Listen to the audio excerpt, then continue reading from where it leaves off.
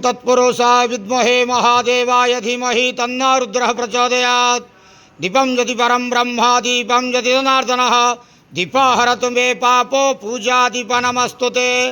अहे धवलेश्वराय वाळालिंगाय नमो नमः। संसार सुखी रखंतु। आज आश्विन मासर कृष्ण पक्ष शिव चतुर्दशी बेढ़ा उपवास शुभ शनिवार रे समस्त श्रद्धालु भक्त मान स्त्रीपद करंतु मनस्कामना पूर्ण करंतु कर्म क्षेत्रोन्नति करंतु ग्रहरिष्ठ खंडन करंतु जगतर मंगल करंतु विश्वर कल्याण करंतु आपणकर नाम प्रकाश करंतु सेवकर डाक श्रवण करंतु समस्त शिव चतुर्दशी बेढ़ा उपवासी व्रतधारी मानकर मनस्कामना पूर्ण करंतु। बाबा धवलेश्वराय वाळालिंगाय नमो नमः। संसार सुखी रखंतु आनंद गवार हरि बोलो।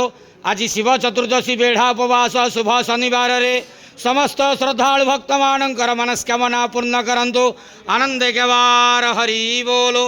बाबा धवलेश्वराय वाळालिंगाय नमो नमः।